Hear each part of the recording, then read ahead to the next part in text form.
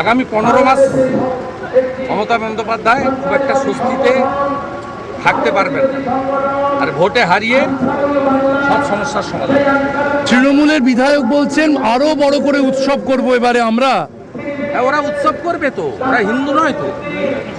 আমরা পুজো করব, ওরা উৎসব করবে। বসিরহাটের সাংসদ হাজী নুরুল প্রয়াত, যে কোনো মৃত্যু দুঃখজনক, আলাদা কিছু বক্তব্য নেই। ইলেকশন পিটিশন, যে কোনো মৃত্যু দুঃখজনক, এর বাইরে কোনো বক্তব্য দিতে পারবে না, সম্ভব নয়। আর বসিরহাটে উপনির্বাচন হচ্ছে,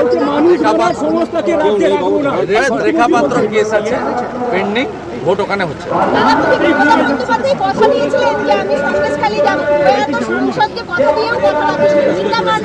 মমতা ব্যানার্জি কবে সত্যি কথা বলেছে? মমতা ব্যানার্জি কবে সত্যি কথা বলেছে? কোনোদিন সত্যি কথা বলেন? আপনার সাথে সুমন্তদা, টালা থানায় বসে ভুয়ো রেকর্ড নথিবদ্ধ করা হয়েছে। সিবিআই জানিয়েছে, সিবিআই আজকে আদালতে জানালো টালা থানায় বসে ভুয়ো রেকর্ড তৈরি করা হয়েছে।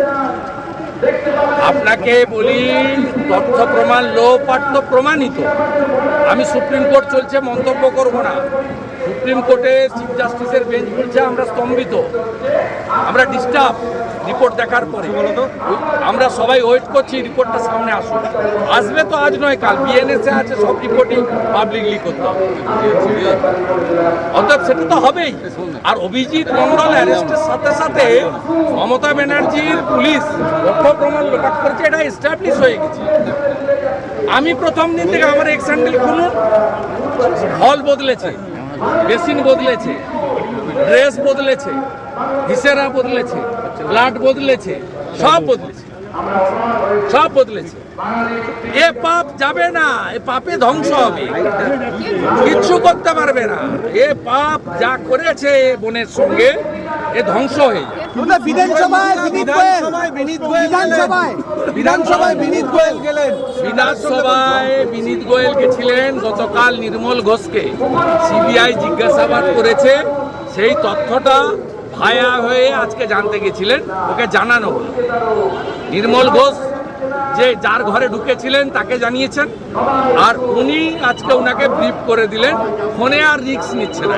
স্পিকার কি মিডিয়েটর? সুমন্তদা, স্পিকার কি মিডিয়েটরের রোল প্লে করছে? আমি বলছি তো, যার ঘরে ঢুকেছিলেন তিনি নির্মল ঘোষের কাছ থেকে খবর নিয়েছেন। আজকে খবরটা বিনীত গোয়েলকে বলেছেন, এই প্রশ্ন হয়েছে, তাতে বিনীত গোয়েলের নাম এসছে কিনা ইত্যাদি ইত্যাদি, এটা ওনাকে বলা হয়েছে আজকে। এবং এই সম্পূর্ণ পরিকল্পনাটা মমতা ব্যানার্জি করেছে, তার নির্দেশ পালন করেছে। বিনীত গোয়েলও পালন করেছে, যার রুমে ঢুকেছিল তিনিও পালন করেছেন, আর যিনি গতকাল গেছিলেন নির্মল ঘোষ, তিনি আজকে ফার্স্ট আওয়ারে বিধানসভায় গিয়ে তথ্য দিয়ে এসছেন। এই তিনটে নির্দেশই কার্যকর হয়েছে। এই যে এখান থেকে 500 মিটার দূরে যিনি বসে আছেন তার